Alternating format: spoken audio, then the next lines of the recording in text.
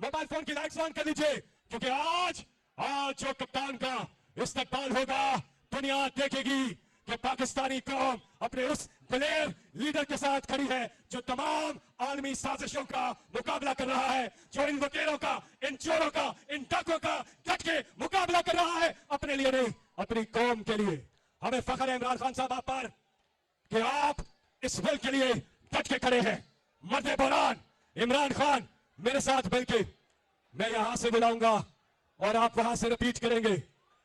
एक ऐसा लीडर जिसने पाकिस्तान की खुददारी को बहाल किया।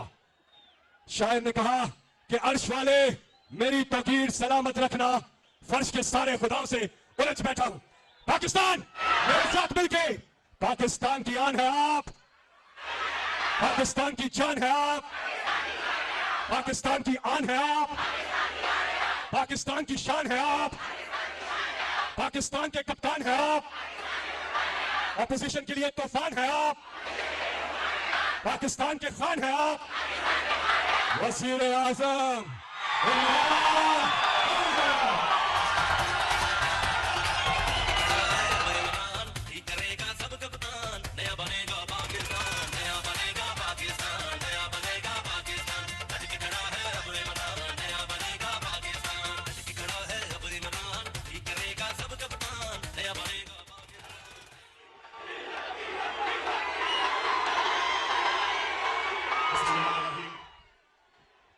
इय्याका नअबुदु व इय्याका नस्तईन।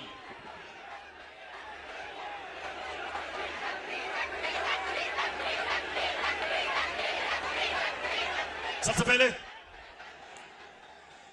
मैं आज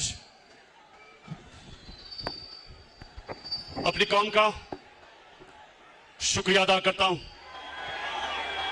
आपका मैं दिल से शुक्रिया अदा करता हूं कि आप जिस तरह मेरी कॉल पे हर पाकिस्तान के कोने से आज यहां आए, मेरा दिल से मैं आपकी अप्रिसिएशन और शुक्रिया अदा करता हूं। बहुत बहुत शुक्रिया आपका। मैं अपनी टीम जो ऊपर बैठी है, मेंबर्स पार्लियामेंट,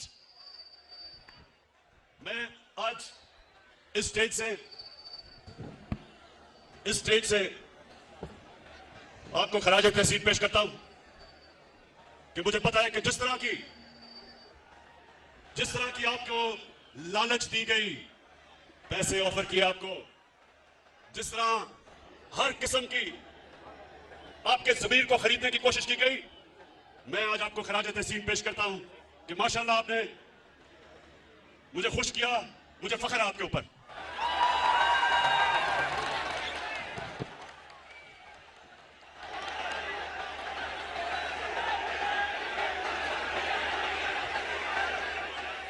मैं थोड़ी आप खामोशी, क्योंकि मैंने आज आपसे बड़ी अहम बातें करनी है। इतना कई लोग दूर दूर से मेरे पास आए हैं, तो मैं चाहता हूं कि आज आप बड़ी खामोशी से मुझे सुने, क्योंकि मैंने अपनी दिल की आपसे बातें करनी है।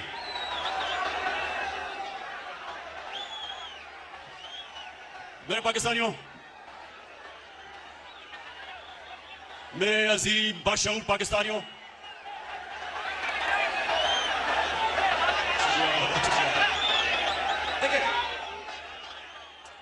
मैंने आज आपको हरी आवाज, मैंने अमर बिन मारूफ पे आपको जो दावत दी, उसका क्या मतलब था कि पाकिस्तानियों ये याद रखें कि हमारा मुल्क एक नजरिए के तहत बना था, और वो नजरिया जो पाकिस्तान का था वो एक इस्लामी फलाई रियासत थी, जो कि मदीना के असूलों के ऊपर खड़ा करना था हमने। तो मेरे से लोग पूछते हैं, इमरान खान तुम दीन की इतनी बातें क्यों करते हो? मेरे से लोग पूछते हैं कि आप दीन को सियासत के लिए क्यों इस्तेमाल करते हैं? तो मैं आज आपको सबके सामने पहले ये जो मेरे दिल की बात है वो ये कि आज से 25 साल पहले जब मैंने अपनी जमात बनाई थी, तो मैं सिर्फ इसलिए सियासत में आया था कि हम नजरिया पाकिस्तान। अच्छा, मुझे अब पहले हाथ खड़ा करके बताएं कि आपको आवाज आ रही है। सबको आवाज आ रही है?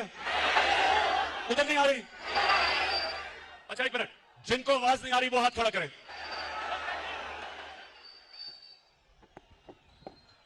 फैसल, ये चेक करो इसका क्या मसला है, वहां नहीं आ रही आवाज उनको।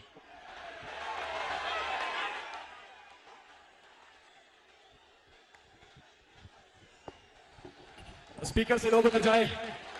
आपसे गुजारिश है कि स्पीकर जो लगे हुए हैं उनसे आप उतर जाए ताकि आपको आवाज नहीं जाए।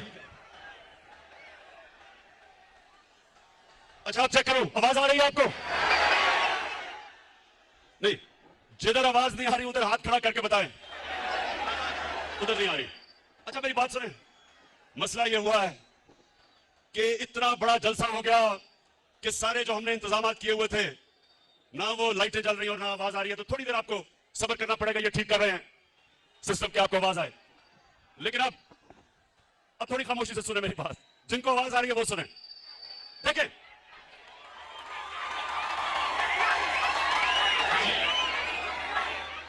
मेरे पाकिस्तानियों, जब मैंने सियासत शुरू की तो मेरा एक मकसद था कि मेरा मुल्क जिस नजरिए के तहत बना था, आ गई आवाज?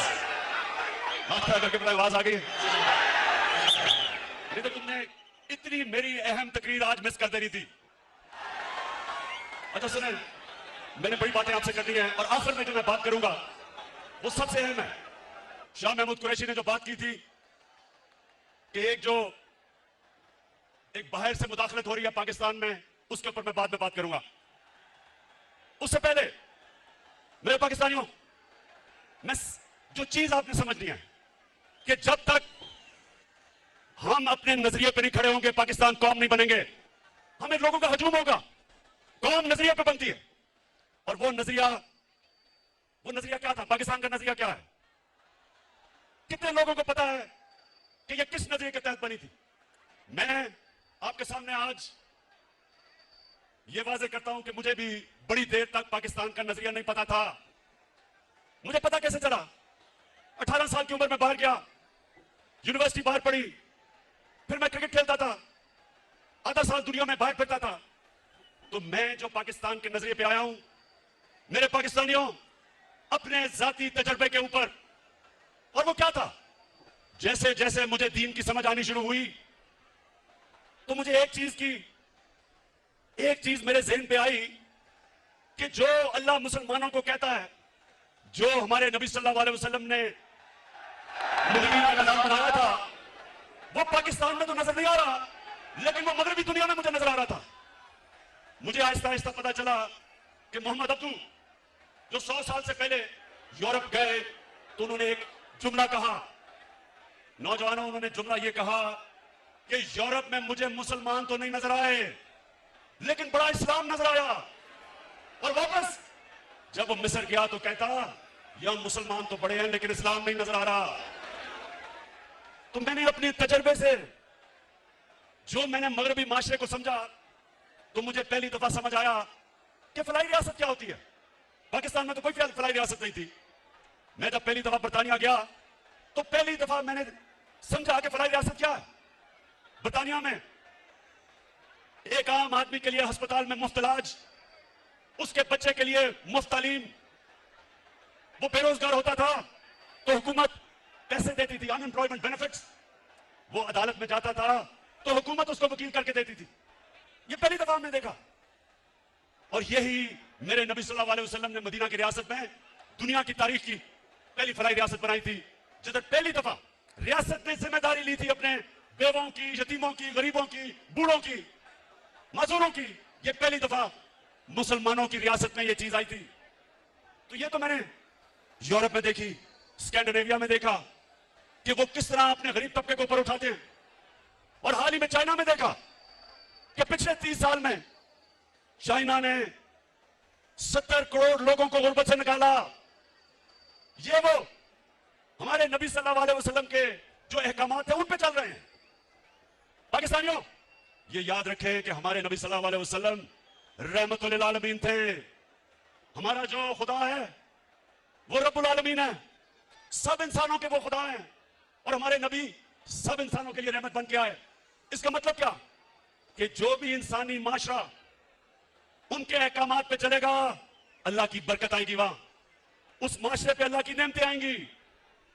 जब कुरान में अल्लाह कहता है कि नबी के रास्ते पे चलो, तो हमारी बेहतरी के लिए कहता है, क्योंकि जो मदीना की रियासत पे अल्लाह की नेमतें और बरकतें आई, देखते देखते एक रियासत, एक लोग जिनकी कोई हैसियत नहीं थी, दुनिया की उन्होंने इमामत की, वर्ल्ड लीडर्स बने, सदियों तक मुसलमानों ने दुनिया को लीडरशिप दी। तो वो क्या, जब आप नजरिया पाकिस्तान की बात करते हैं तो वो क्या चीजें हैं? सबसे पहले कि एक रियासत में रहम हो, एहसास हो अपने कमजोर तबके का, इंसानियत हो। तो उस रास्ते पे मेरे पाकिस्तानियों, मुझे बड़ा फख्र है कि हम निकल चुके हैं। हम वो मुल्क हैं जो किसी भी दुनिया की डेवलपिंग वर्ल्ड जो मुल्क तरक्की कर रहे हैं, किसी मुल्क के अंदर भी यूनिवर्सल हेल्थ कवरेज नहीं है। हर हमने खानदान को हेल्थ इंश्योरेंस दी 10 लाख रुपए की। ये हमने अपने नबी की सुन्नत पे चल के, कि एक आम आदमी जिसके पास पैसे नहीं, जिस घराने में गुर्बत हो, उधर उनको सबसे बड़ा मसला होता है कि कोई बीमार हो जाए, क्योंकि उनके पास पैसे नहीं होते। तो मेरे पाकिस्तानियों, मुझे फख्र है आज कि पाकिस्तान में वो हम हेल्थ इंश्योरेंस लेके आए हैं कि गरीब से गरीब आदमी एक प्राइवेट हॉस्पिटल में अपना जाके इलाज करवा सकता है, जिधर वो सोच भी नहीं सकता था, पहले तो सबर भी नहीं था। उसके अलावा हमारा जो एहसास का प्रोग्राम है, पाकिस्तान की तारीख में कभी इतना पैसा खर्च नहीं किया गया अपने कमजोर तबके को ऊपर उठाने के लिए। हमारा राशन है वो हम शुरू करें 2 करोड़ खानदान के लिए, ताकि उनको महंगाई के अंदर सहारा दिया जाए। हमारी नौजवानों, हमारा कामयाब पाकिस्तान का प्रोग्राम है, जिधर 20 लाख खानदानों को हम 5 लाख रुपए एक फर्द को कर्जा दे रहे हैं सूद के बगैर, जिधर 20 लाख उसी खानदान को कर्जा दे रहे हैं सूद के बगैर घर बनाने का, और उसी खानदान को एक फर्द को टेक्निकल एजुकेशन दे रहे हैं ताकि वो अपना रोजगार कमा सके। ये पहली दफा हमारे मुल्क की तारीख में निचले तबके को ऊपर उठाने की कोशिश हो रही है।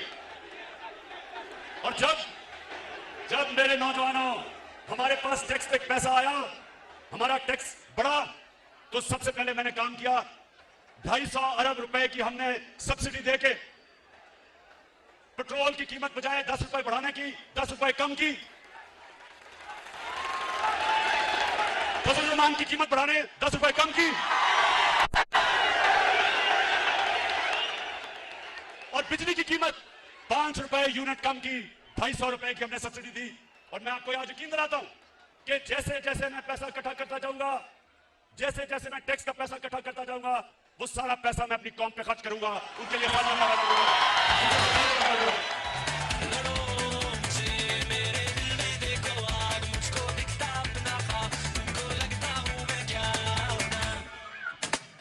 माशाअल्लाह मेरी कौम का जुनून, इस जुनून को इंशाअल्लाह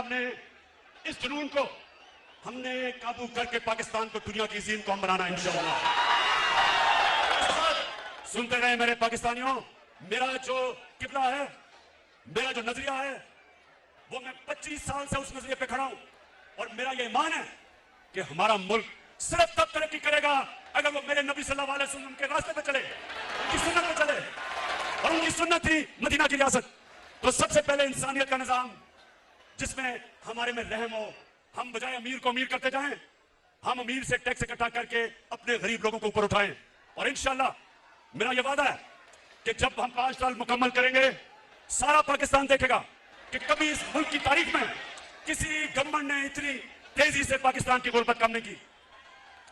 दूसरा, मेरे नबी सल्लल्लाहु अलैहि वसल्लम ने जो मदीना की रियासत में उनका दूसरा हुक्म था, वो इंसाफ, कानून की हुक्मरानी। उन्होंने कहा, मेरी कौम ये सुन लो, ये आज बड़ा जरूरी आपके लिए समझना है कि मैं इनको क्यों नहीं अनारो देता, क्योंकि मेरे नबी का फरमान था कि तुम्हारे से पहले बड़ी कौमें तबाह हुई, जिधर छोटा चोर चोरी करता था तो उसको जेल में डाल देते थे, और जब बड़ा डाकू चोरी करता था उसको एनआरओ दे देते थे। ये मेरे पाकिस्तानियों, ये सिर्फ पाकिस्तान की बदकिस्मती नहीं, ये सारी दुनिया में डेवलपिंग वर्ल्ड, गरीब मुल्कों की सबकी ये बदकिस्मती है। कोई भी गरीब मुल्क इसलिए गरीब नहीं कि उसमें वसाइल की कमी है, वो गरीब इसलिए होता है कि उसके ताकतवर डाकुओं को उनका कानून का निजाम नहीं पकड़ सकता। जिसको व्हाइट कॉलर क्राइम कहते हैं, उनको वो नहीं पकड़ते, उनको एनआरओ देते हैं। वो बड़े डाकू जो पैसा चोरी करके गरीब मुल्कों से चोरी करके ऑफशोर अकाउंट्स, बड़े बड़े महलात, लंदन में महलात, ये जो लेते हैं, ये तबाह करते हैं मुल्क को। छोटा चोर मुल्क को तबाह नहीं करता, बड़ा डाकू मुल्क को तबाह करता है। जिस तरह के ये थ्री स्टूडेंट्स, ये तीन चूहे, ये जो इकट्ठे हुए हैं, 30 साल से मुल्क को लूट रहे हैं। 30 साल से ये मिलके मुल्क, इस मुल्क का खून चूस रहे हैं। इनकी अरबों अरबों डॉलर्स, रुपए की नहीं, इनकी डॉलर्स की प्रॉपर्टीज बाहर पड़ी हैं, इनके ऑफशोर बैंक अकाउंट्स हैं। और ये सारा ड्रामा हो रहा है कि किसी तरह जनरल मुशर्रफ की तरह इमरान खान घुटने टेक के इन सबको एनआरओ दे दे। ये सारा ड्रामा है। पहले दिन से ब्लैकमेल करने की कोशिश है। जब मौका मिलता है हुकूमत को गिराने की सिर्फ एक वजह से कोशिश करते हैं कि जनाब हम कोई खास अल्लाह के मखलूक हैं, हम चोरी करें, डाका मारे, इनको कोई खास ऐसी मखलूक है कि इनको सब कुछ माफ हो जाना चाहिए। और जनरल मुशर्रफ ने जो इस कौम पे जुल्म किया, इनके प्रेशर में आके अपनी कुर्सी बचाने के लिए, अपनी गवर्नमेंट बचाने के लिए उसने इस मुल्क के ऊपर जो जुर्म किया, इन चोरों को एनआरओ दिया, उसकी वजह से लूट मार हुई 10 साल। आज जो हम बोझ उठा रहे हैं, हम जो इनके लिए हुए कर्जों की किस्तें अदा करने पे जो हम बोझ उठा रहे हैं, वो सिर्फ और सिर्फ इसलिए कि जनरल मुशर्रफ ने अपनी हुकूमत बचाने के लिए इनको एनआरओ दिया। तो ये तैयार हो जाए नौजवानों, इमरान खान जो मर्जी ये कर ले, हुकूमत जाती है जाए, जान जाती है जाए, कभी इनको माफ नहीं करेगा।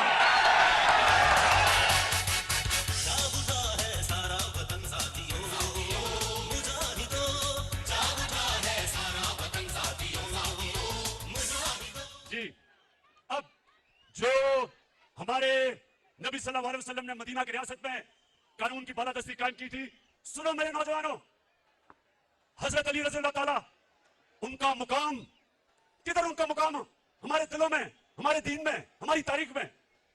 वो खलीफा वक्त होते हैं। और एक यहूदी के साथ केस लगता है अदालत में।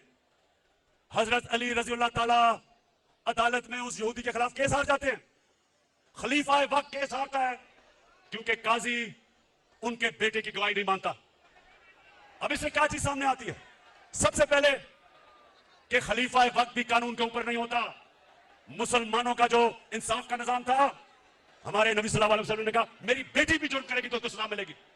और एक अकलियत, माइनॉरिटी, उसको भी बराबर का शहरी, वो बराबर का शहरी था और उसको बराबर का इंसाफ, कोई फर्क नहीं किया गया इंसानों के अंदर। ये था मुसलमानों का इंसाफ। आज आप सोचें, दुनिया के अमीर तरीन मुल्क, डेवलप्ड मुल्कों में, आज आप सोचें कि क्या आज के दिन क्या कोई बाहर से, वहां की कोई अकलियत हो, हमारी बाहर से लोग हो, क्या उनको उनके वजीर आजम के सामने इंसाफ मिल सकता है? नहीं मिल सकता। आज सोचें कि किसी तरह माइनॉरिटीज को दुनिया में चले जाएं, जो मुसलमानों के दौर में मदीना की रियासत में जो माइनॉरिटीज को प्रोटेक्शन थी, जो उनके हकूक थे, आज आपको डेवलप्ड वर्ल्ड में नहीं मिलते। तो इसका मतलब क्या है कि रहमतुल आलमीन सब इंसानों के लिए रहमत बन के आए थे, इंसानियत को इकट्ठा करने आए थे, तकसीम नहीं करने आए थे, नफरतें नहीं पैदा करने आए थे। और इसलिए मैं पाकिस्तान को वो मुल्क समझता हूं कि हमने भी उधर पहुंचना है। हमारी अक़लियतें बराबर के शहरी हैं, कानून के सामने वो बराबर हैं। हम वो मुल्क बनना चाहते हैं जो इंसानों को इकट्ठा करेगा। हम वो फॉरेन पॉलिसी लाना चाहते हैं जो किसी के साथ जंग में शरीक नहीं होगा, लेकिन अमन में हम सबको इकट्ठा करने के लिए तैयार हैं। हम वो, मेरे पाकिस्तानियों, हम वो पाकिस्तान बनाना चाहते हैं जिधर एक कमजोर से कमजोर आदमी को पूरी तरह हमारा इंसाफ का निजाम इंसाफ दे। और फिर ख्वातीन, हमारी यहां ख्वातीन बैठी हैं, आपको पता होना चाहिए क्या प्रोपेगेंडा होता है कि जी मुसलमानों के माशरे में औरतों को हुकूक नहीं मिलते। मगरब के अंदर औरतों को विरासत के अंदर हिस्सा 100 साल पहले मिलना शुरू हुआ, उससे पहले नहीं मिलता था। इस्लाम के अंदर कुरान और हमारी नबी सल्लल्लाहु अलैहि वसल्लम की सुन्नत 1500 साल पहले तकरीबन उन्होंने हमें, हमारी औरतों को हुकूक दिए थे विरासत में। और मुझे अफसोस करना पड़ता है कि तकरीबन 70% औरतों को पाकिस्तान में विरासत में हुकूक नहीं मिलते। इसलिए हम कानून लेके आए हैं हमने अब कानून लेके आए हैं कि औरतों को रियासत उनकी विरासत के अंदर, उनकी इनहेरिटेंस के अंदर जबरदस्ती उनको पूरा उनका हक दिलवाएगी। गुलाम, जब नबी सल्लल्लाहु अलैहि वसल्लम ने मदीना की रियासत संभाली तो गुलामों के कोई हुकूक नहीं थे। उन्होंने काम रखना है तो उसको एक घर के फर्द की तरह रखो। ये हमारा नौजवानों, हमारा ये था दीन। मुसलमानों के दौर में गुलाम बादशाह बन गए। हिंदुस्तान में गुलामों ने हुकूमत की, मिस्र में गुलामों ने हुकूमत की, क्योंकि नबी का फरमान था कि उनको एक घर के फर्द की तरह रखो। तो मेरे पाकिस्तानियों, मुझे बड़ा अफसोस होता है जो मैं मदीना की रियासत जिस तरफ हम सफर पर निकले हुए हैं, मैं ये चाहता हूं कि हम घर के मुलाजिमों को, उनको भी उसी तरह रखें, उनको भी अच्छा खाना दें, उनके भी हुकूक रखें, वो भी इंसान है। ये हमारे नबी की सुन्नत है। पाकिस्तानियों सुनते जाओ, मैं आपको सफर बता रहा हूं कि आपका नजरिया क्या है, किस लिए यह मुल्क बना था, अल्लामा इकबाल की क्या ख्वाब थी। क्योंकि आज 200 मिलियन यानी 20 करोड़ मुसलमान हिंदुस्तान में हैं, लेकिन जो हिंदुस्तान में भी मुसलमान थे उन्होंने भी पाकिस्तान के लिए वोट किया था, क्योंकि वो ख्वाब थी, वो देखना चाहते थे कि मदीना की रियासत के तर्ज पर मुल्क खड़ा हो। अच्छा सुनिए, मैं अभी आखिर में आपसे जो मेन बात करने के लिए आप सबको बुलाया, मैं जरा आगे चलूं। जो हमारे मदीना की रियासत में अल्लाह ने हमारी कौम को क्या हुक्म दिया था, अमर बिल मारूफ, इसका क्या मतलब है? इसका मतलब ये कि एक कौम के ऊपर लाजमी कर दिया कि आप जब भी आप देखें कि कोई बदी है, बुराई है, कौम की जिम्मेदारी लगाई कि आप उस बदी और बुराई के खिलाफ जिहाद करें, अच्छाई के साथ खड़े हो, क्योंकि ये कौम को जिंदा रखती है। पाकिस्तानियों, मैं जब आज से तकरीबन 20 साल पहले लंदन में था, इराक के ऊपर हमला करने लगा था अमेरिका और बरतानिया, 20 लाख लोग निकले बरतानिया में, 20 लाख लोग सड़कों पे निकले जंग के खिलाफ। अमर बिल मारूफ, इसको कहते हैं अमर बिल मारूफ, कि उनकी हुकूमत को फायदा भी होना था इराक जंग से, इराक में तेल भी था, लेकिन वो अच्छाई के साथ खड़े हुए, उन्होंने कहा नहीं ये गलत है। इसको अमर बिल मारूफ कहते हैं, इसको जिंदा कौम कहते हैं। और मैं आज सबको देख के मुझे खुशी है कि मैंने जब आपको कॉल दी, ये जो लोगों के जमीरों का सौदा हो रहा है, एक गवर्नमेंट को गिराने की कोशिश क्या कर रही है, पैसे लगा रहे हैं लोगों को खरीदने के लिए। तो मैं आज आप सबका शुक्रिया अदा करता हूं कि आप इस तादाद में यहाँ आए और आपने बताया कि आप इस जुर्म में शरीक नहीं। मैंने जरा आपको बस जो मैं बात करने के लिए आखिर में ये जो साजिश है उसके ऊपर बात करने से पहले मैं सिर्फ आपके लिए ये बताना चाहता हूं कि इन्होंने फैसला किया कि हमारी हुकूमत को गिराना है, क्योंकि जी पाकिस्तान तबाह हो रहा है। तो नौजवान ये सुन लो, मेरे पाकिस्तानियों जो सुन रहे हो, मैं बड़ी जल्दी आपको बताना चाहता हूं और मैं आज दावा करता हूं कि पाकिस्तान की तारीख में 3.5 साल में किसी हुकूमत ने इस तरह की परफॉर्मेंस नहीं दी जो हमने अपने 3.5 साल में दी है।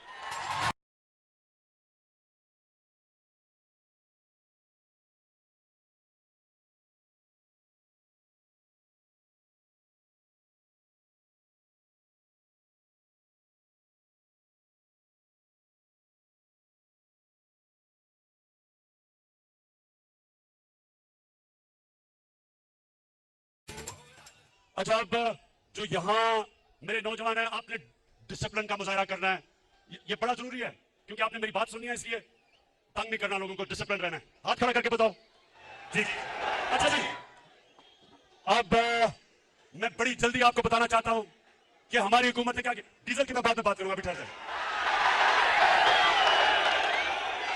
डीजल की कीमतें शुक्र करें 10 रुपए कम की है डीजल की कीमत।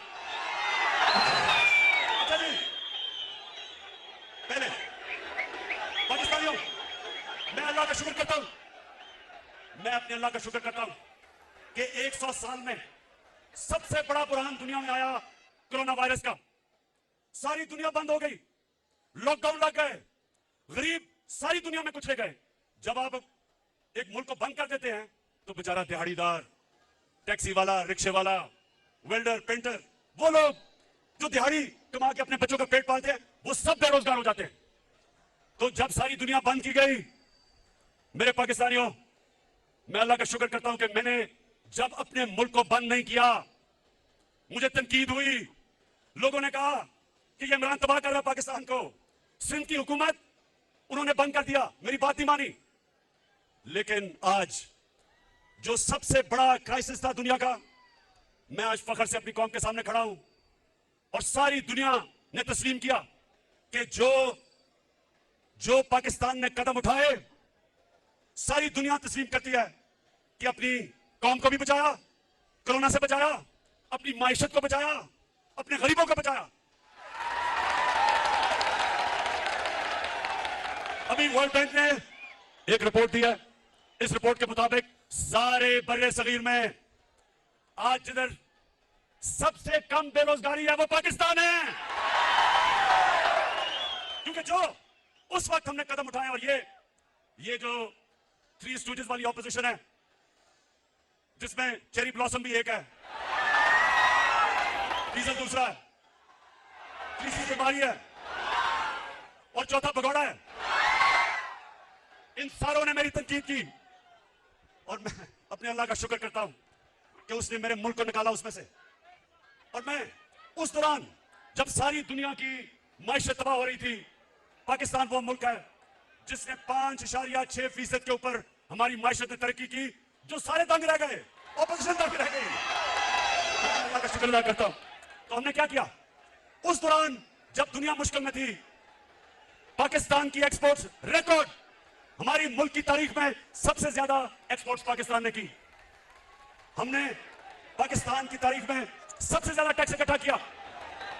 हमने अपने बैरून मुल्क पाकिस्तानियों को उनको इंसेंटिव्स दिए और सबसे ज्यादा पाकिस्तान की तारीख में उन्होंने डॉलर्स पाकिस्तान में भेजे, रेमिटेंसेस पाकिस्तान में भेजी। हमारी कंस्ट्रक्शन इंडस्ट्री, आज जरा पूछे कंस्ट्रक्शन इंडस्ट्री के लोगों में कि जो हमने उनके लिए आसानियां पैदा की, आज हमारी कंस्ट्रक्शन इंडस्ट्री में 1500 अरब रुपए का मजीद वेल्थ क्रिएशन हुई। कंस्ट्रक्शन इंडस्ट्री के साथ 30 इंडस्ट्री चली, इसलिए हमारे मुल्क में बेरोजगारी नहीं हुई जो सारी दुनिया में कोरोना की वजह से हुई।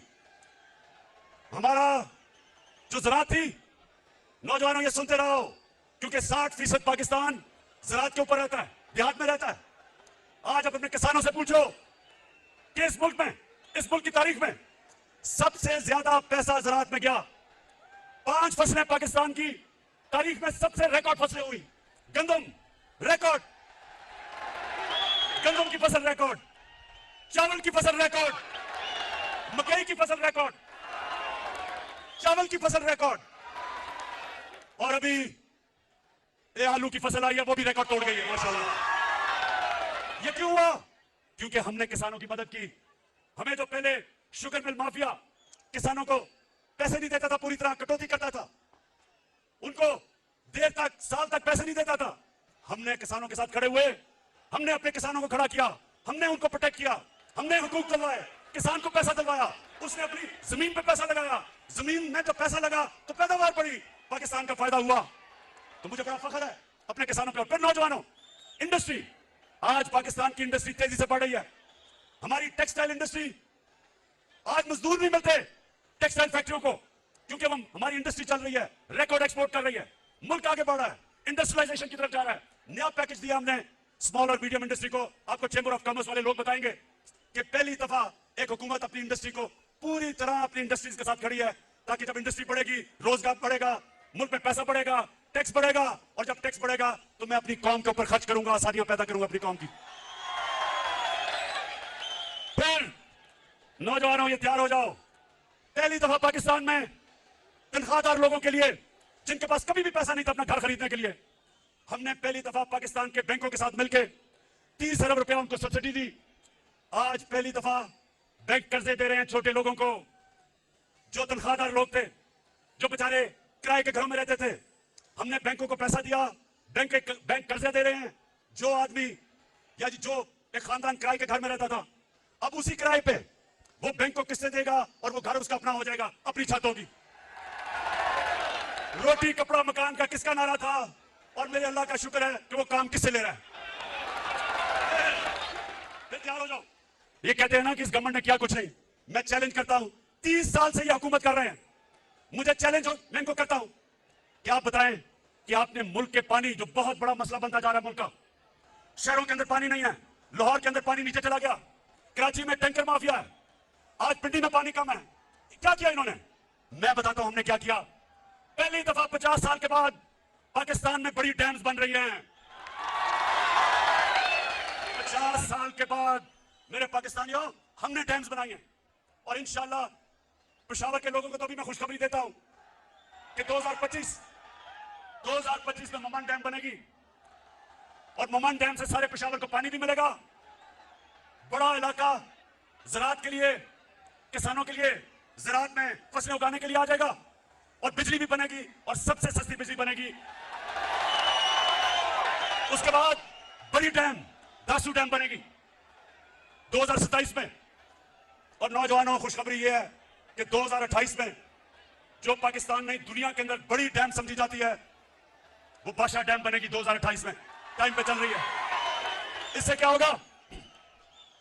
इससे मेरे पाकिस्तानियों हमारे पास दुगना पानी हो जाएगा रिजर्व्स में।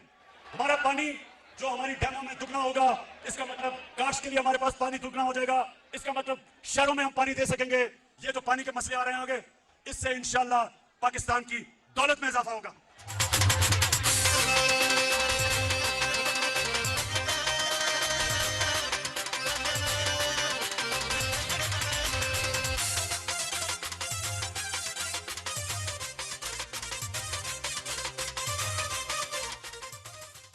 अच्छा, अब जरा भी मैं आपने असल जो मैं आखिर में बात करनी है उसकी आपको इंतजार करनी पड़ेगी। मैं सिर्फ ये जो लोग कहते हैं ना कि इन्होंने किया क्या है, तो मैं आज अपनी कौम को बताऊं हमने किया क्या है।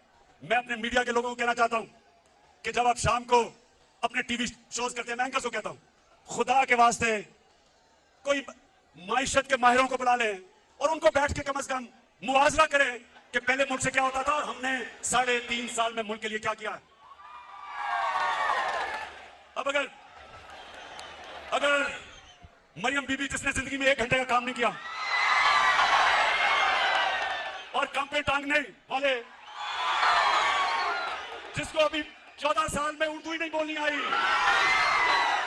मैं लीडर बनना चाहता हूं और आसिफ ज़रदारी उसको थोड़ा बड़ा होने देना था, लीडर बनाना चाहता हूं। कहता है, अच्छा वो कहता है कि मुझे अगर तुमने ये कुछ हर रोज धमकियां देता है, अगर नैब ने मुझे बुलाया तो मैं ये कर दूंगा। भाई बिलावल क्या करोगे? मैं रो पड़ूंगा। अच्छा जी, अब सुने, पहली दफा इस्लामाबाद के बाद पाकिस्तान में एक नया शहर बन रहा है, रावी सिटी। इस्लामाबाद के बाद पहली दफा शहर बन रहा है। क्यों बना रहे हैं हम शहर? हम इसलिए बना रहे हैं लाहौर को बचाने के लिए, रावी को बचाने के लिए। रावी एक गंदा नाला बन चुका है। ये जो शहर है ये मॉडर्न सिटी बन रहा है, ये ऊपर जाएगा। इसके ऊपर 2 करोड़ दरख्त लगाएंगे ताकि पोल्यूशन का मुकाबला करे वो शहर।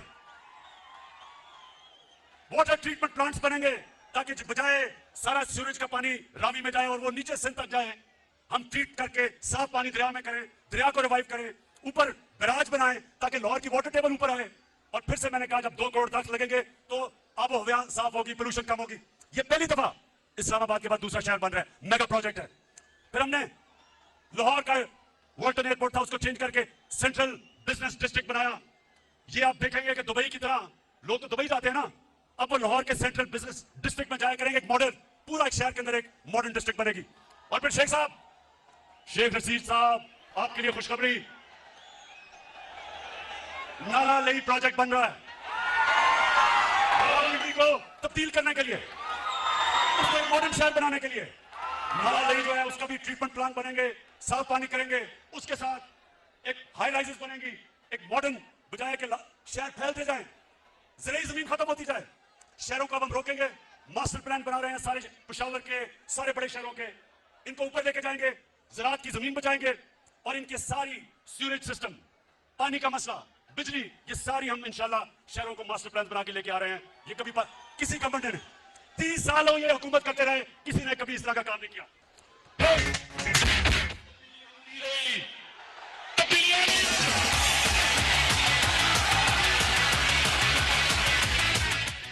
माशाल्लाह माशाल्लाह, जुनून आपका मैं मान गया हूं। अब आप सुन रहे हैं? नहीं, डीजल बाद में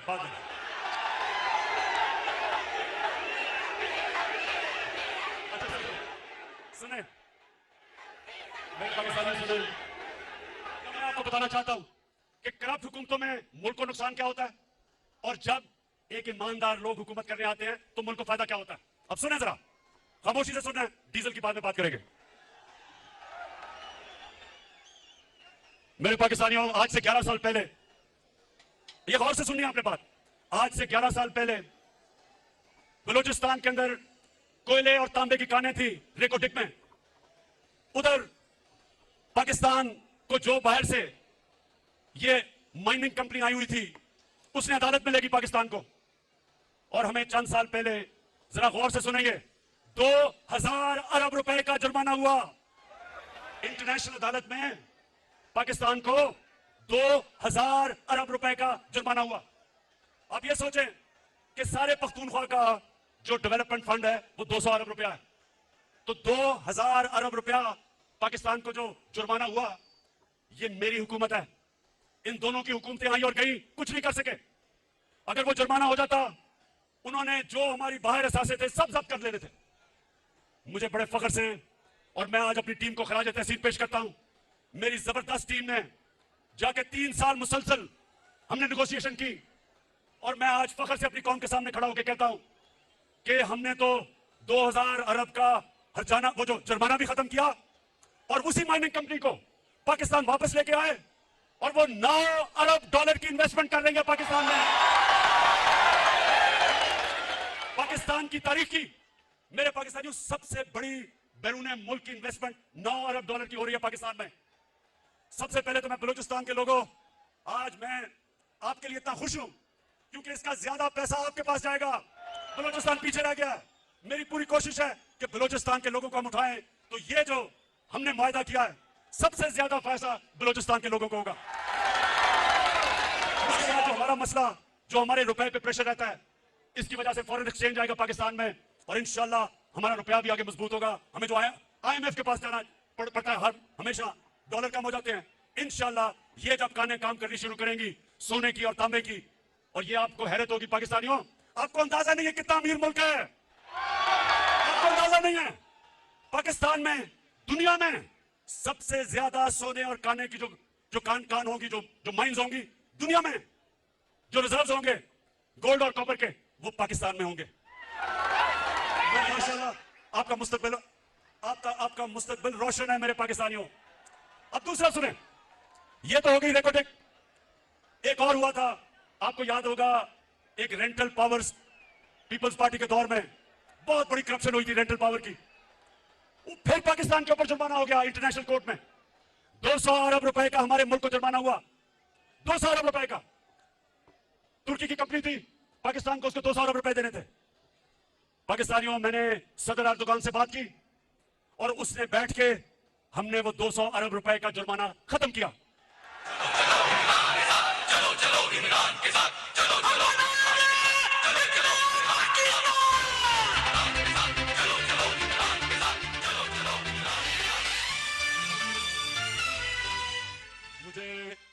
नौजवानों जो ऊपर चढ़े हुए हो, मुझे पता है आपका जुनून, लेकिन मुझे डर आप गिरना पड़ो। सुनते जाएं मेरे पाकिस्तानियों, सुनते जाएं। इन्होंने बस पिछली हुकूमतों ने, सुने, मैं आपको बता रहा हूं कि जब एक करप्शन से पाक जब गवर्नमेंट आती है तो कौन को कितना फायदा होता है। मैंने आपको 2 चीजों की बता दी, हमने आके नेगोशिएट किया, मुल्क को पैसा बचाया। अब तीसरी सुने, इन्होंने गैस के कॉन्ट्रैक्ट साइन किए नून लीग वालों ने, और फिर दोनों ने IPPs यानी जो बिजली बनाती है कंपनीज, उनके साथ कॉन्ट्रैक्ट साइन किए। हमारी हुकूमत ने उनके साथ रीनेगोशिएट किया, गैस के नए कॉन्ट्रैक्ट साइन किए। और ये फर्क होता है जब आप रिश्वत नहीं लेते, पैसे नहीं बनाते। आज पाकिस्तान को 10 साल में 700 अरब रुपए की बचत होगी हमारे कॉन्ट्रैक्ट से। अब पाकिस्तानियों एक और सुन लो, ये चौथी चीज है। आपको पता है नवाज शरीफ खुद NHA का अपने नीचे, नेशनल हाईवे अथॉरिटी अपने नीचे रखी हुई थी। मैं बताता हूं क्यों रखी हुई थी। अब ये जरा गौर से सुने पाकिस्तानियों, 2013 और 2021 के बीच में सारी दुनिया में महंगाई हुई, सारी दुनिया में चीजें महंगी हुई। अब आप ये NHA की वेबसाइट पे चले जाएं, वेबसाइट के ऊपर लिखा हुआ है कि 2013 में फी किलोमीटर सड़क कितनी कीमत पे बनती थी, और 2021 में सड़क फी किलोमीटर कितनी में बनेगी। अब सोचे ना 2021 में जाहिर है ज्यादा महंगी हुई होगी क्योंकि महंगाई होगी, लेकिन मेरे पाकिस्तानियों आपको हैरत होगी कि नून लीग ने जो 2013 में सड़कें बनाई और जो हमने 2021 में सड़कें बनाई, और ये सारा रिकॉर्ड एनएचए की वेबसाइट पे है, तो जो 2021 में सड़क बनी वो 2013 की जो सड़क फी किलोमीटर बनी 23 करोड़ रुपया सस्ती बनी। मुराद से ही आज मैं आपको खराज तहसीन पेश करता हूं। एनएचए इनके नीचे है। इसने जब मुराद ने मुझे शुरू में बताया तो मैं मानू ना कि ये कैसे हो गया, फिर मैंने इसकी बात नहीं मानी। फिर मुझे एक दोस्त मिलने आया, वो कहता मेरा एक बिल्डिंग प्रोजेक्ट है। तो मैं जब बिल्डिंग प्रोजेक्ट पे गया तो जो कॉन्ट्रैक्टर था वो मुझे कहता कि जी हमें 2021 के नहीं, हमें 2013 के रेट चाहिए। वो कहता, मैं बड़ा हैरान हो गया कि 2013 के रेट। पता चला कि 2013 में ये करप्शन की जो करप्शन जिन्होंने इस मुल्क में सबसे ज्यादा शुरू की, नून लीग, 2013 में 23 करोड़ रुपया फी किलोमीटर इनकी सड़क ज्यादा महंगी थी। इसका मतलब हमने कैलकुलेट किया, और पाकिस्तानियों ये सुनो कि चोरी किस तरह ये मुल्क लूटा गया। हमने कैलकुलेट किया कि जिस रेट पे इन्होंने सड़कें बनाई, इन्होंने 1000 अरब रुपए की चोरी की मुल्क से, 1000 अरब रुपए की। यानी कि एक ईमानदार हुकूमत ने 1000 अरब रुपया अपनी कौम का बचाया, जिसकी वजह से दुगनी सड़कें बनाई हमने, इनसे दुगनी सड़कें बनाई हैं, तो पैसा बचा। मैं आने लगा हूं बस आखिरी बात जो मैं असल जिसलिए आपको बुलाया था।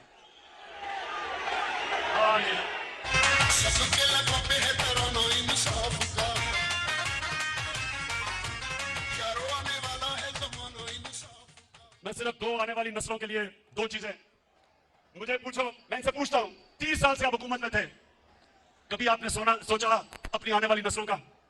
ये पहली हुकूमत है जिसने क्लाइमेट चेंज की बात की, जिसने पाकिस्तान में दरख्त उगाने की बात की, जिसने पाकिस्तान में सबसे पहले 1 अरब दरख्त उगाए पख्तूनख्वा में 2013 और 18 के बीच में, और आज हम 10 अरब इंशाल्लाह अपने मुल्क में दरख्त उगा के अपने आने वाली नस्लों के लिए एक बेहतर पाकिस्तान इंशाल्लाह छोड़ के जाएंगे। इनको फुर्सत कैसे मिले? इनको तो सारी छुट्टियां, बच्चे सब कुछ लंदन में बैठे हैं, इनको तो पाकिस्तान की क्यों फिक्र हो? ये तो नस्लों के लिए लंदन के लिए तैयारी करवा रहे हैं, घर महलात खरीद रहे हैं। पाकिस्तानियों, जो दूसरी चीज मैं आज आपके सामने सबके सामने जो कहना चाहता हूं कि आपको अंदाजा नहीं कि हमारा मुल्क में अल्लाह ने किस किस्म की खूबसूरती और किस किस्म की नेमतें बख्शी हैं। यहां गिलगित बल्तिस्तान के चीफ मिनिस्टर बैठे हैं खालिद, मैं इसके साथ मिलके मैं आज आप सबके सामने दावा करता हूं कि हमने इंशाल्लाह पाकिस्तान को दुनिया का टूरिज्म सेंटर बनाना है। स्कर्दू को हमने इंटरनेशनल एयरपोर्ट बनाया, अब दुनिया से डायरेक्टली स्कर्दू टूरिस्ट आया करेंगे। स्कर्दू को इंशाल्लाह उसके इर्द गिर्द जो इलाके हैं, मैंने ऑस्ट्रियन से बात की है, ऑस्ट्रिया में सबसे ज्यादा स्कीइंग होती है, स्कर्दू को इंशाल्लाह पाकिस्तान का स्कीइंग कैपिटल बनाएंगे। और आप देखेंगे कि किस तरह बाहर से पैसा आता है। हमारे मुल्क में जिस तरह की खूबसूरती है, किसी ने सोचा ही नहीं टूरिज्म को डेवलप करने का। मैं आपको साबित करता हूं कि अगर ये, मुझे अफसोस है कि कोरोना की वजह से हम आगे नहीं बढ़ सके क्योंकि सारी दुनिया में टूरिज्म खत्म हो गई, लेकिन इंशाल्लाह जैसी कोरोना खत्म हुई, मैं अब आपको इस मुल्क में टूरिज्म उठा के दिखाऊंगा, मुल्क में पैसा ला के दिखाऊंगा, और सबसे ज्यादा अपने नौजवानों के लिए रोजगार पैदा करूंगा।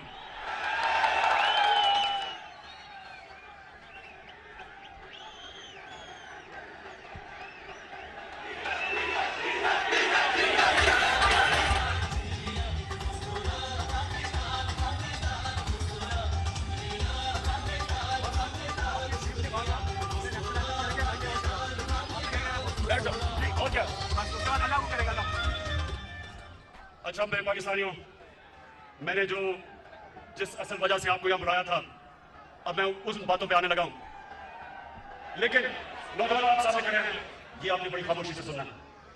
ये मैं सीरियस बात करने लगा हूं, मैं अपने मुल्क के मुस्तकबिल की बात करने लगा हूं। मैं जो ये साजिश हुई है और ये जो हो रही है, इसके ऊपर बात करने लगा हूं, तो मैं चाहता हूं कि बड़ा सीरियसली आप मेरी बात सुनेंगे।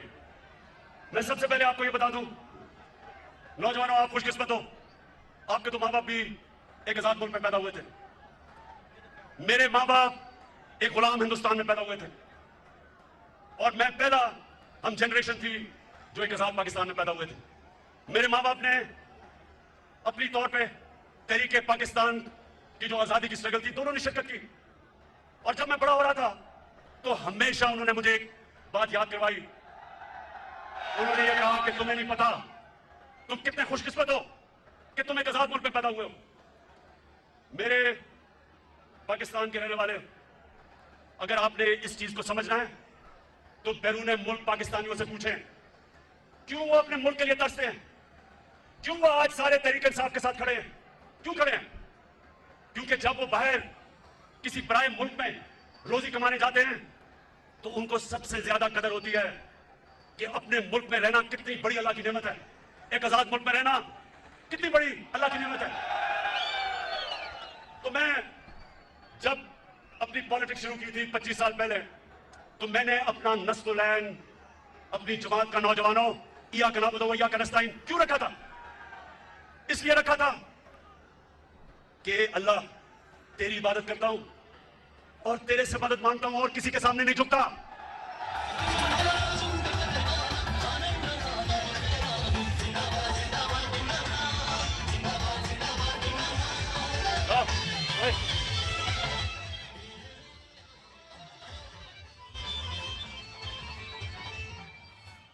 ला इलाहा इल्लल्लाह। पाकिस्तान जब बन रहा था तो नारा था कि पाकिस्तान का मतलब क्या। ये क्यों नारा था? ये नारा एक गैरतमंद कौम का था कि अल्लाह तेरे सिवा कोई खुदा नहीं। ला इलाहा इल्लल्लाह इंसान को गैरत देता है। मेरे पाकिस्तानियों, ये याद रखना कि सारी दुनिया उस इंसान की इज्जत करती है जो अपनी इज्जत करता है। बेगैरत आदमी की कोई इज्जत नहीं करता। अरबों रुपए कमा लो, अरबोपति हो जाओ, जब तक अरबों रुपए, अरबोपति, लेकिन जो इंसान के सामने झुकता है कोई इंसान उसकी इज्जत नहीं करता। तो मैं पाकिस्तानियों, क्योंकि मैं आज आपके दिल की बातें कर रहा हूं, मुझे पॉलिटिक्स में आने की कई वजूहत थी। एक के मुझे पता था, मैंने सारी दुनिया में देखा कि जो अल्लाह ने हमें हुक्म दिया था कुरान में कि नबी की सुन्नत पे चलो, तो नबी की सुन्नत पे तो वो गैर चल रहे हैं, मगरबी लोग चल रहे हैं, वो आगे निकल गए हैं। और मुसलमानों का हाल देखो। इकबाल ने शिकवा और जवाब शिकवा क्या लिखा था कि हम एक वक्त उरूज पे थे, शिकवा किया कि अल्लाह हम जमीन पे कैसे आ गए। फिर जवाब शिकवा में बताया कि जब आप उरूज पे थे तो आप मोहम्मद सल्लल्लाहु अलैहि वसल्लम की सुन्नत पे चलते थे। अब आप वो अहकामात से बहुत दूर चले गए हैं। अब पैसे की पूजा करते हैं, आप सुपर पावर्स के सामने सजदे करते हैं, आप फॉरेन एड लेके और अपने मुल्क में बमबारी करवाते हैं, ड्रोन अटैक्स करवाते हैं।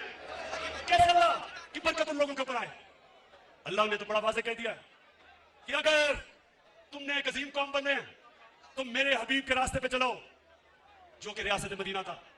तो पाकिस्तानियों, मैं उन दिनों में क्रिकेट खेलता था और मैंने जब क्रिकेट शुरू की तो जो हमारे खिलाड़ी होते थे उनको बड़ा एहसास कमतरी थी अंग्रेजों की। तो हम जब मैच में जाते थे पहले से हमारी टीम हारी हुई होती थी कि हम अंग्रेज को तो हरा ही नहीं सकते, पहले से हार माने हुए होते थे। और जब हमने जीतना शुरू किया, हमारी टीमें इतनी कमजोर नहीं थी, इतनी ताकतवर नहीं थी। टीमें हमारी 70 की दिहाई में ज्यादा ताकतवर थी, लेकिन 80 की दिहाई में पाकिस्तान ने सारी दुनिया में जाके जीता, क्योंकि हमारे अंदर इत्मीनान आ गया, हमारे अंदर जो एहसास कमतरी थी अंग्रेजों की वो खत्म हो गई। हम जब कदम रखते थे ग्राउंड पे तो हम ये समझते थे कि कोई हमें हरा नहीं सकता। इस इत्मीनान की वजह से हम ऊपर आए। तो मैंने जब अपने मुल्क को देखा, हमारे मुल्क में मुझे कभी नहीं भूलता, शायद आपको बड़े को याद हो, एक रमजी यूसुफ एक आदमी था, अमेरिकनों ने कहा हमें 90 की दिहाई में हमने कोई कानून के मुताबिक चले बगैर हमने उसको अमेरिका के हवाले कर दिया। अब ये सुने हुआ क्या मेरे पाकिस्तानियों, ये सुने क्या हुआ? अदालत में हो जाता है रमजी यूसुफ, उसका वकील जज के सामने क्या कहता है ये जरा सुनो। जज के सामने कहता, जज ने कहा किसको सजा होनी चाहिए, इसको तो पाकिस्तान की हुकूमत ने भेज दिया हमारे पास, पाकिस्तान की हुकूमत समझती है किसको सजा होनी चाहिए। तो पाकिस्तानियों, वो रमजी यूसुफ का वकील अदालत में खड़े होकर कहता कि पाकिस्तानी डॉलरों के लिए अपनी मां बेच सकते हैं। मुझे ये कभी नहीं भूलता मुझे शर्म ही आई कि मेरी कौम गैरतमंद है, लेकिन जो इसके लीडर है वो बेगैरत है। जो मुल्क के लीडर सरबरा अपने लोगों के साथ नहीं खड़ा हो सकता, उनके हुकूक की हिफाजत नहीं कर सकता, सुपर पावर से एड की लालच में घुटने टेक देता है, याद रखे वो मुल्क कभी तरक्की नहीं कर सकता। खुदार कौमें ऊपर जाती हैं, भीख मांगने वाली और कर्जे मांगने वाली कभी कौमें तरक्की नहीं करती।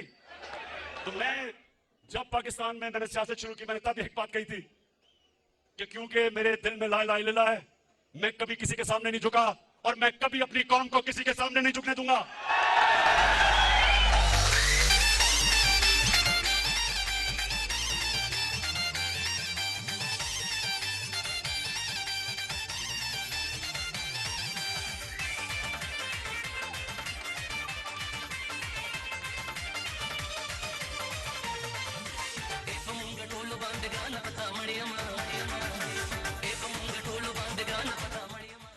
माशाल्लाह माशाल्लाह, मेरी कौम का बड़ा स्टेमिना है। अच्छा, ये जो मैं आपके सामने बात करने लगा हूं, ये मैं आपको बता दूं कि मैं बड़ी कम तकरीर लिखता हूं, लेकिन क्योंकि ये बात एक ऐसी है कि मैं ये नहीं चाहता कि मैं जज्बात में आके कोई ऐसी बात कर दूं कि हमारे मुल्क को हमारी फॉरेन पॉलिसी इफेक्ट से हो जाए, तो इसलिए मैं जिम्मेदार होकर बड़ा ये तकरीर लिखी और मैं आपको एक एक जुमला बताता हूं। अब जब आपने गौर से सुना, हमारे मुल्क को हमारे पुराने लीडर्स की करतूतों के हाथों धमकियां मिलती रही। सुनते रहे, हमारे मुल्क को हमारे पुराने लीडर्स की करतूतों की वजह से धमकियां मिलती रही। यह सुना क्या? हमारे मुल्क में मुल्क के अंदर मौजूद लोगों की मदद से हुकूमतें तब्दील की जाती रही। समझ गए? अपने लोगों की मदद से हुकूमतों को तब्दील किया। भुट्टो, जुल्फिकार अली भुट्टो, उसने जब मुल्क को आजाद फॉरेन पॉलिसी देने की कोशिश की, जुल्फिकार अली भुट्टो, मेरे उससे बहुत इख्तिलाफात होंगे, लेकिन मुझे उसकी खुददारी हमेशा पसंद थी। उसने मुल्क को जब आजाद फॉरेन पॉलिसी देने की कोशिश की, तो फजलुर रहमान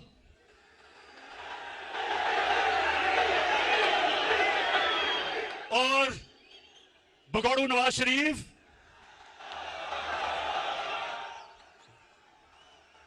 इनकी, सुनते रहे, सुने सुने सुने सुने, अभी मैं अभी आता हूं कि इन दोनों की उस वक्त की पार्टियों ने जुल्फिकार अली भुट्टो के खिलाफ तहरीक चलाई और आज जैसे हालात बना दिए गए मुल्क में, और उन हालात की वजह से जुल्फिकार अली भुट्टो को फांसी दी गई। गौर से सुने एक एक बात जो मैं आपके सामने रख रहा हूं।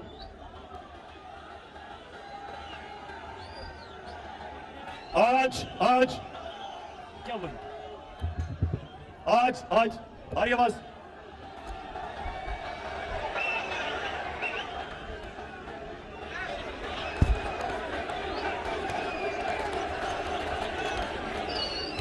स्पीकर से लगेगा उतार दीजिए, स्पीच से लगेगा। देखिए, ये सबसे अहम चीज मैं कह रहा हूं तो स्पीकर से उतरे, क्योंकि लोगों ने सुनना है। अच्छा, आवाज आ रही है?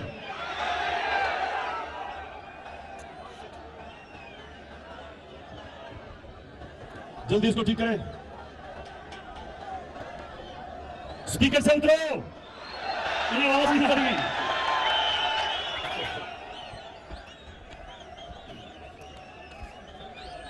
अच्छा सुने, मुझे लगा आपको बाद में बताना पड़ेगा कि मैंने क्या कहा। अच्छा जी, आज अच्छा, स्पीकर से दूर है ना, ये बड़ी अहम तकरीर मैंने करनी है। आज उसी भुट्टो के दमाद आसिफ जरदारी, सबसे बड़ी बीमारी,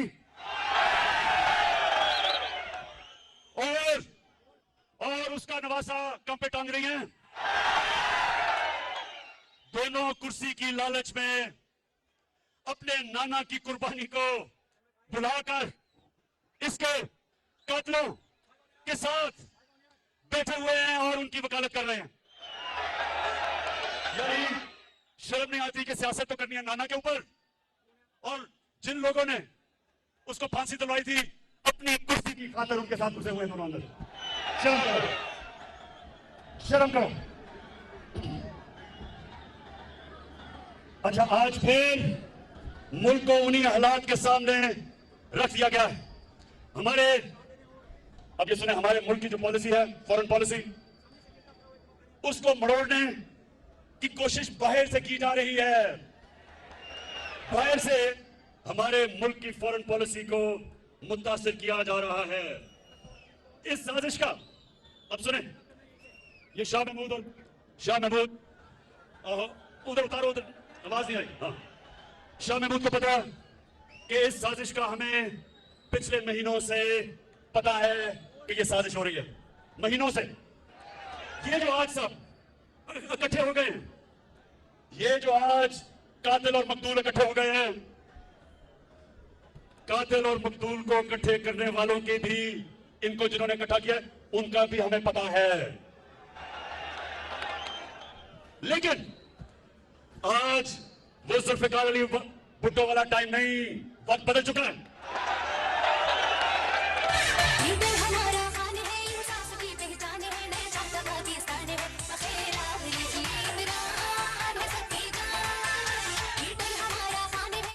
अब सुने, वक्त कैसे बदल गया है। पाकिस्तानियों, एक अंग्रेजी में सेइंग है कि you only cross the river once, मतलब कि जब आप दरिया पार कर रहे होते हो तो वो दरिया नहीं रहता, वो पानी निकल जाता है, वक्त निकल जाता है। ये नया टाइम आ चुका है, और ये है सोशल मीडिया का जमाना। कोई चीज नहीं छुपती। तो पाकिस्तानी कौम बेदार है, हम किसी की गुलामी कबूल नहीं करेंगे। हम सबसे दोस्ती करेंगे, गुलामी नहीं करेंगे। खड़ा है अब इमरान, ही करेगा सब कप्तान, नया बनेगा पाकिस्तान, नया बनेगा पाकिस्तान, नया बनेगा पाकिस्तान। खड़ा है अब इमरान, नया बनेगा पाकिस्तान, खड़ा है अब इमरान। अब ये सुने, हमारे मुल्क में बाहर से पैसे की मदद से हुकूमत तब्दील करने की कोशिश की जा रही है। पैसा बाहर से, पैसा बाहर से है, लोग हमारे इस्तेमाल हो रहे हैं, ज्यादातर अनजाने में, लेकिन कुछ जानबूझ के ये पैसा इस्तेमाल कर रहे हैं हमारे खिलाफ, और वो मैं भी आगे बताता हूं। पाकिस्तानी कौम ने, नौजवानों, पाकिस्तानी कौम ने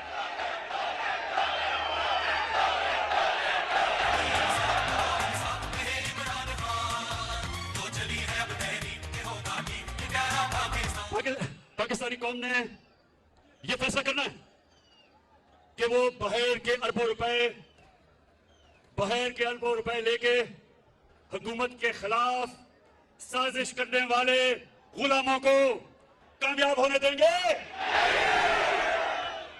मैं यही इसलिए आपको आज बुलाया था मेरे पाकिस्तानियों, मैंने आपको बुलाया इसलिए था, जो एक डेमोक्रेट होता है वो आवाम के पास जाता है, वो किसी के पास छुपता नहीं, हाथ नहीं फैलाता, अपनी आवाम के पास जाता है।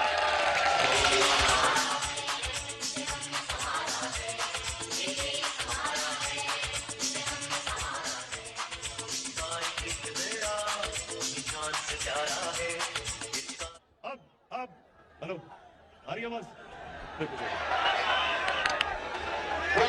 सबसे इंपॉर्टेंट बात करने लगा, आवाज आनी चाहिए। हेलो, हाँ, शाबाश। और उसको स्पीकर को सही रखें क्योंकि आवाज नहीं आती।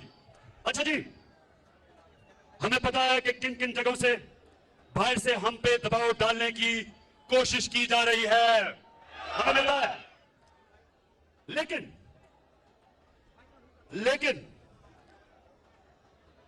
हमारे मुल्क की मफाद में लिखकर, हम कह रहे हैं कि हमारे मुल्क की मफाद में, लेकिन लिख के हमें धमकी दी गई है। शाह महमूद ने भी आपसे कोई बात की थी, हमें कहा कि मुल्क की मफाद, हमें धमकी दी गई है। लेकिन पाकिस्तानियों, हम मुल्क की मफाद पर कोई समझौता नहीं करेंगे। मैं आज कौम के सामने पाकिस्तान की आजादी का मुकदमा रख रहा हूं आपके सामने।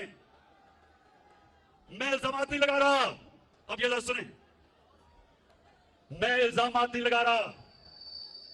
मेरे पास जो ये खत है, ये सबूत है। ये मेरे पास जो खत है, ये सबूत है।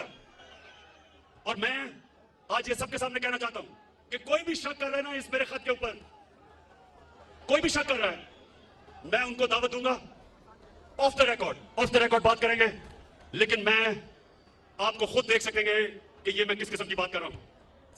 अपनी कौम और मीडिया को ये सोचने, हम सबको हमने ये सोचना है कि हम कब तक ऐसे रहना चाहते हैं। मैं अपनी कौम को भी कह रहा हूं, अपने मीडिया को भी कह रहा हूं कि हम कितनी देर इस तरह गुजारा करेंगे। धमकियां मिल रही हैं।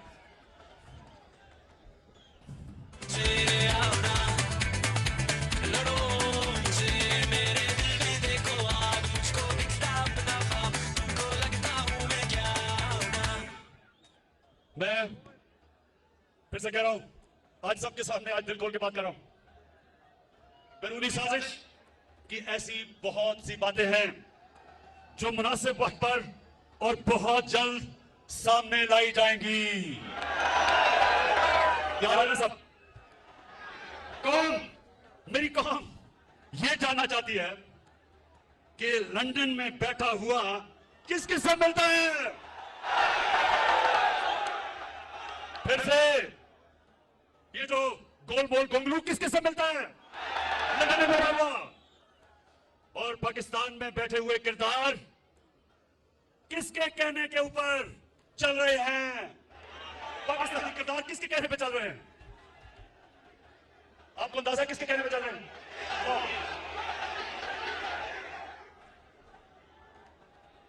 हमारे पास जो सबूत है, हर चीज को मैं जाहिर कर रहा हूं। जो हमारे पास सबूत है, मैं ये इसी आपके सामने बातें कर रहा हूं। इससे ज्यादा मैं तफसील में इसलिए बात नहीं कर रहा क्योंकि मेरी सबसे बड़ी कोशिश होती है कि मेरे मुल्क के मफादात की हिफाजत की जाए।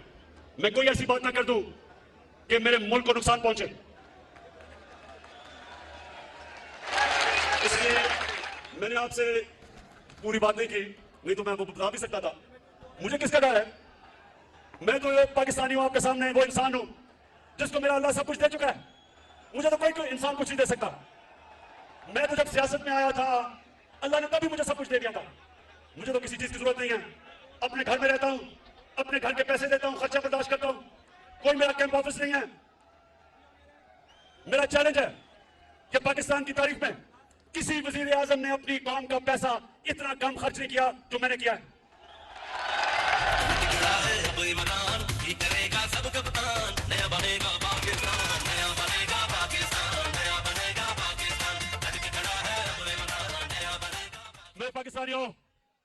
मेरे पाकिस्तानियों एक चीज याद रखना, आप एक अजीम कौम है। अगर हम उस अजमत पे नहीं पहुंच सके, बहुत बड़ी वजह उसकी ये चोर हुक्मरान जिन्होंने 30 साल से इस मुल्क को लूटा है। 90 की दिहाई की मैं बात कर रहा हूं। मैं 70 की दिहाई में और 80 की दिहाई में हिंदुस्तान जब क्रिकेट खेलता था और क्रिकेट खेल के जब पाकिस्तान आता था तो लगता था एक गरीब मुल्क से एक खुशहाल और अमीर मुल्क में आ गया हूं। 90 की दिहाई में जब ये 2 करप्ट खानदान इस मुल्क के ऊपर हावी हुए हैं, हर चीज में हम पीछे रह गए। सारे बड़े सगीर में हिंदुस्तान आगे निकल गया। 90 तक हम हिंदुस्तान से आगे थे, ह्यूमन डेवलपमेंट में आगे थे, यहां खुशहाली ज्यादा थी, गुर्बत कम थी। बांग्लादेश से हम इतना आगे थे कि कोई तस्वर भी नहीं कर सकता था कि बांग्लादेश भी एक दिन हमारे से आगे निकल जाएगा। इन 2 चोरों ने जब से मुल्क का खून चूस के मुल्क का पैसा बाहर ले जाना शुरू किया, हम पीछे रह गए। और मैं 25 साल से इनका मुकाबला कर रहा हूं। 14 साल अकेला इनका मुकाबला किया है। लोग तो बाद में मेरे पास आए हैं। और मैं कभी भी कोई भी जाती मुफादात के लिए इतनी देर जंग नहीं लड़ता। और उस आदमी को जिसको अल्लाह सब कुछ दे चुका था, जितनी देर मैं वजीर आजम बनाऊं, इससे कम अरसे में जब नवाज शरीफ वजीर आजम बना था 18 फैक्ट्रियां बना चुका था। सरकारी बैंकों से पैसा लिया, फैक्ट्रियां बताई, सरकारी बैंक से कर्जे माफ करवाए। इसको बिजनेस नहीं कहते, इसको डाका कहते मुल्क के ऊपर। वही जरदारी, उसके पास क्या था? आज शुगर मिल्स, अरबों अरबोपति है, मुल्क मकरूज करके अरबोपति। तो मेरा इनसे कोई जाती लड़ाई नहीं है। मैं वो पाकिस्तानी हूं, जब मैं 18 साल की उम्र में क्रिकेट खेलनी शुरू की पाकिस्तान के लिए, तो हम वो कमजोर टीम समझे जाते थे, हमारा कोई हैसियत नहीं था दुनिया में। और मुझे ये फख्र है कि मैं वो कप्तान बना जिसने पाकिस्तान को हर दुनिया के मुल्क में जिताया और वर्ल्ड कप जिताया। और मुझे पता था कि हमने अपनी मुल्क को ऊपर लाके देखा। जो हमारे पाकिस्तानी थे उनको फख्र होता था टीम के ऊपर। हिंदुस्तान के साथ पाकिस्तानियों, ये सुनो जरा, नौजवानों ये सुनो, 24 मैच में मैं वनडे क्रिकेट में मैं कैप्टन था हिंदुस्तान के साथ। 24 मैच, 19 जीता था। और बहुत कैप्टन हूं जो हिंदुस्तान में जाके उनके एम्पायरों के बावजूद वहां से जीत के आया। कहने की ये बात है कि मुझे फख्र होता था कि मैं मुल्क का सर ऊपर करता हूं, मैं अपने मुल्क को लीड करता था। जब हमारी टीम जीतती थी सारे मुल्क में लोगों को फख्र होता था। तो मुझे इसलिए तकलीफ थी कि इस तरह के लोग मुल्क के ऊपर आए, मुल्क को लूटा। और जो जनरल मुशर्रफ ने सबसे ज्यादा जुल्म किया इस कौम पे, मार्शल लॉ से ज्यादा जुल्म किया कि इन 2 डाकों को एनआरओ दे दिया, इनके सारी चोरी माफ कर दी, अपने इक़्तिदार के लिए घुटने टेक दिए इनके सामने। और इन्होंने आके 10 साल में दोनों हाथों से मुल्क को लूटा। 10 साल ये लूटते रहे। और जब मेरी हुकूमत आई, पहले दिन से इन्होंने मेरे पर, पहले दिन से मुझे ब्लैकमेल करना शुरू किया कि इमरान खान अगर तुमने हुकूमत चलानी है तो हमारी चोरी और डाके माफ करने पड़ेंगे, एनआरओ देना पड़ेगा।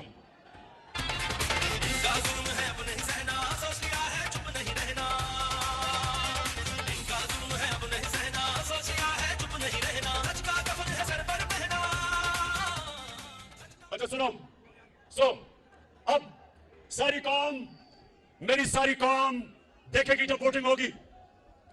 जब पाकिस्तान की पार्लियामेंट में वोटिंग होगी, मेरी कौम सब देखेगी। एक एक आदमी को आप देखना, जो वह वोट डालने जाएगा हमारी तरफ से। मैं आज उनको एक पैगाम देना चाहता हूं कि ये ना करना, ये आप ना करना। इस कौम ने कभी आपको माफ नहीं करना, आप जितना मर्जी कहें।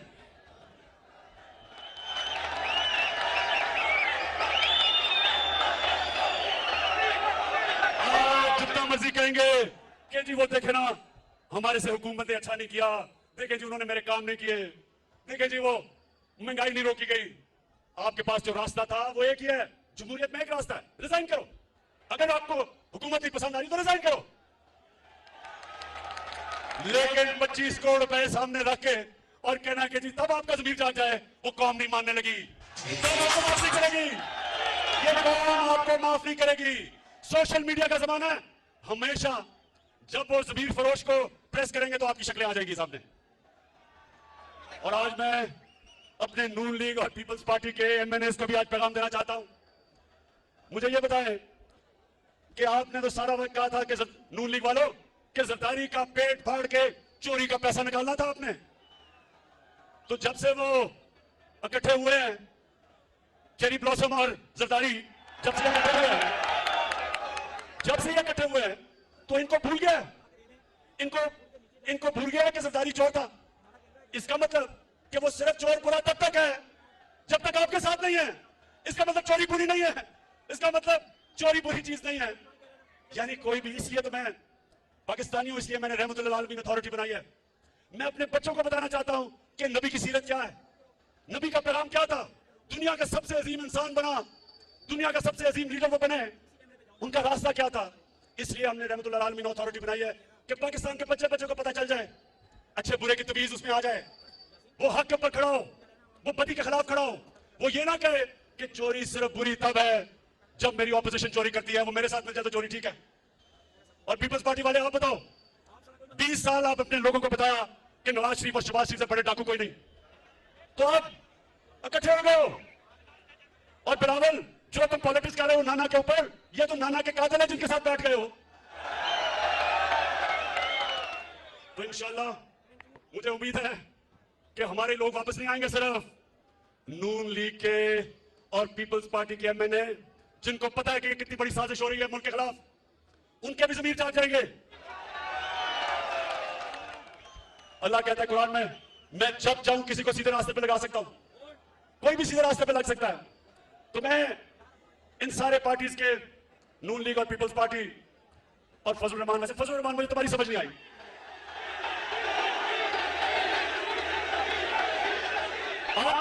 आपकी तो पॉलिटिक्स ही दीन के ऊपर है, आपकी पॉलिटिक्स दीन के ऊपर है।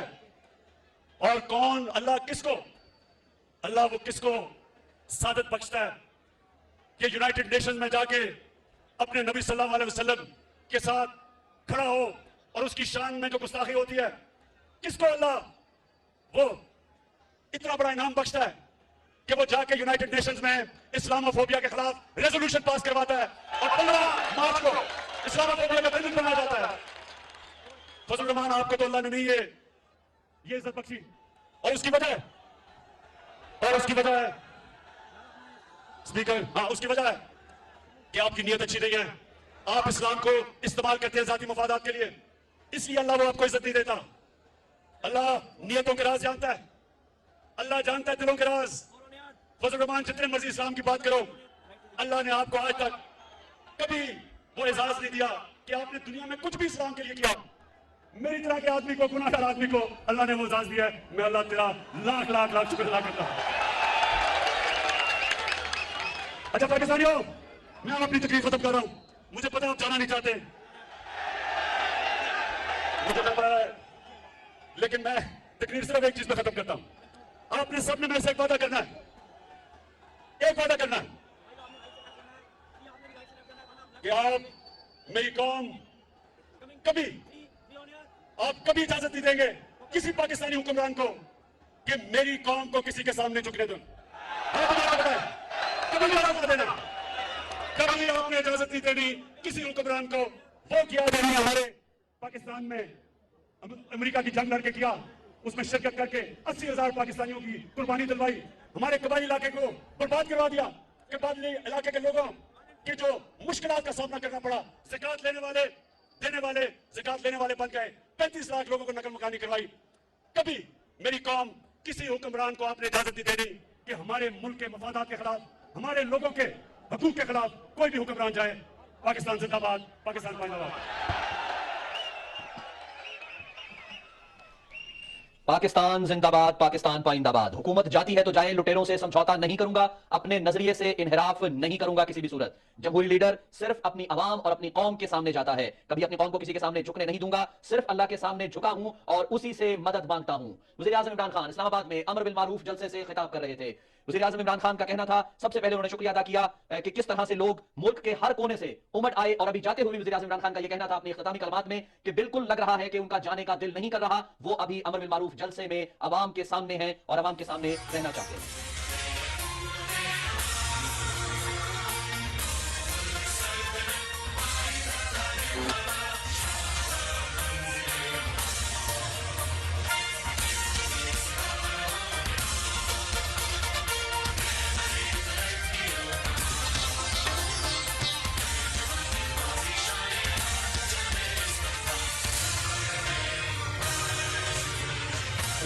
पाकिस्तान और आप सलमान अहमद, बड़ी दूर दूर से लोग आए हुए हैं। अल्लाह के नाम से हम एक सुनेंगे जलील का आरफाना कलाम, अल्लाह हो पाकिस्तान पाइंदाबाद। और उसके बाद फिर अल्लाह के बाद हम देखेंगे, लाजिम है कि हम देखेंगे। आप अभी तक यहां मौजूद हैं, आपको खराज तहसीन मोबाइल फोन की लाइट्स ऑन कर दें।